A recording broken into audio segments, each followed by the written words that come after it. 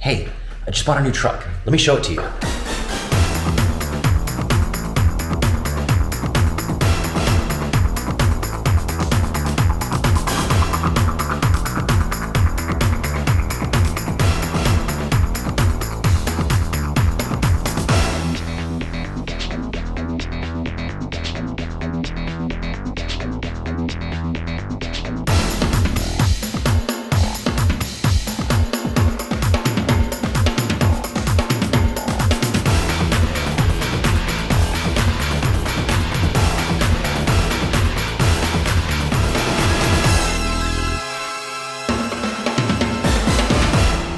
There's just one problem. I don't have a driver's license. When I got back to the United States, I'd been away for so long that my US driver's license had expired.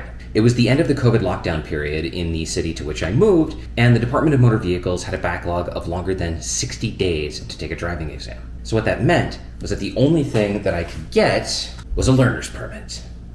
What it also meant was that Wifebot and I were dependent on the generosity of other people to take us to the places that we needed to go. Now, I know you're probably thinking, what's the big deal? Just go take a driving test.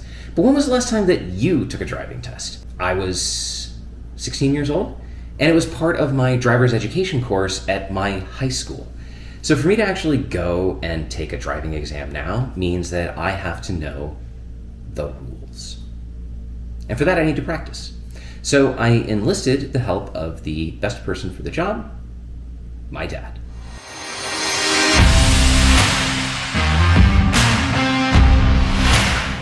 Hey man, thanks for coming over, have a seat. So this is my dad, Jim. Or for those of you who watch Lisa's channel, you may know him as Papa Tech. Before we go out driving, I asked him to come over and share with you some of his unique qualifications for being my faux examiner or instructor, inspector, examiner, whatever. So, do you have any qualifications to be an instructor? I do. Tell me.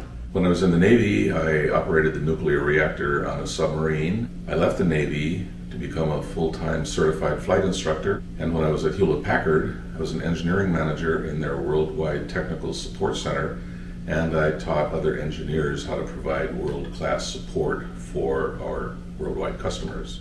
And you were at HP for 20 years? Yes, that's right.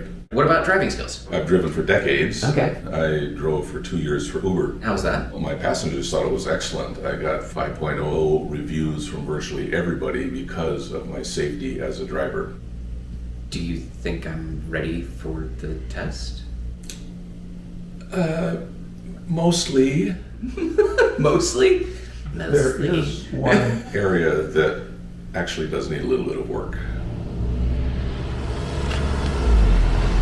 Las Vegas has a problem with people speeding, and the area where I live has lots of residential streets with 25-mile-an-hour speed limit.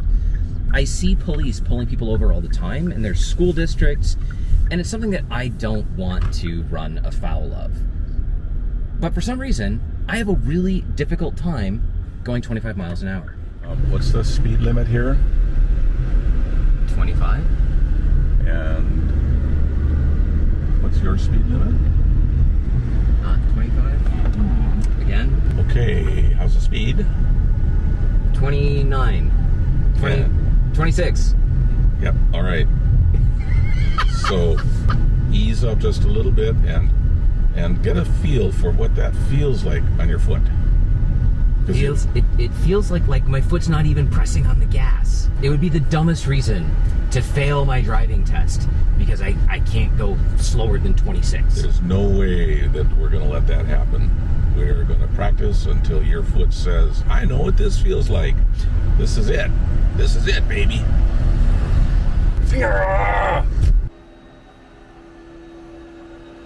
So, everything was really great. Your turns were great, your following was great, driving on the freeway was great, stopping distance was great. Just need to work on the 25 mile per hour thing, that's it. It's just so frustrating to have such a simple thing be so much in the way. Maybe wear lighter shoes. I'll consider that.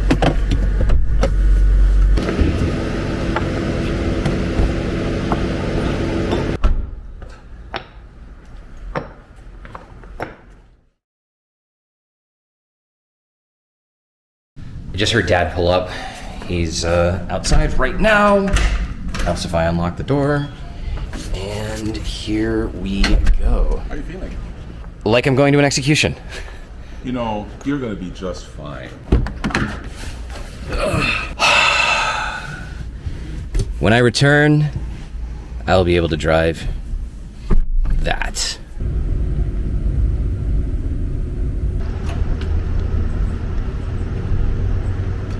The driver's test turned out to be pretty easy, and thanks to the time that I spent practicing with my dad, I had no trouble maintaining the speed limit. So now I'm free. I can go wherever I want. I'll see you later.